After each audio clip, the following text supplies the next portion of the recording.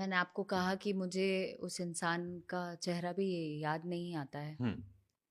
तो फिर मैं काम कैसे करूँगी? मैं उन लड़कियों में से नहीं हूँ। देखिए, चंद चीज़ें अगर नहीं हुई होती, हम्म।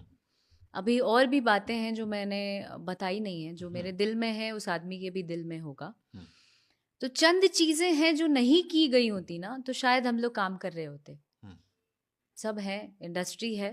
बॉलीवुड में भी कितने लोगों का टूटा है और फिर वापस वो लोग काम कर रहे हैं फ्रेंडली लेवल पे। बट सलमान ऐश्वर्या नहीं आए।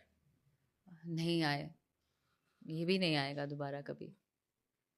पवन सिंह अक्षरा के साथ में दोबारा कभी दिखाई नहीं पड़े। कभी नहीं। कभी वो आए आपके पास कि चलो जी हो गया, हमसे गलती हो गया, अब आ, तुम बहुत बड़ी एक्ट्रेस बन गई हो, या तुम हमको बीच में एक कॉल आया था, हम्म। जिसमें था कि मतलब ऐसी कौन सी गलती हो गई कि इतना कुछ हो गया।